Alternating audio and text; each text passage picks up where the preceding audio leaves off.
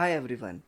We have right hand finger exercise, RH exercise, or left hand finger exercise, LH exercise.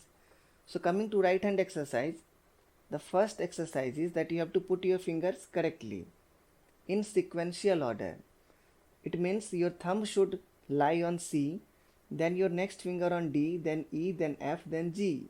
And you have to practice the names like C, D, E, F, G, C, D, E, F, G, and coming back, reverse, G, F, E, D, C. So C, D, E, F, G, G, F, E, D, C. In slow, you can also count number also like 1, 2, 3, 4, 5, 5, 4, 3, 2, 1. 1, 2, 3, 4, 5, 5, 4, 3, 2, 1. 1, 2, 3, 4, 5, 5, 4, 3, 2, 1. C, D, E, F, G, G, F, E, D, C. C, D, E, F, G, G, F, E, D, C. 1, 2, 3, 4, 5, 5, 4, 3, 2, 1. C, D, F, G, G, F, E, D, C.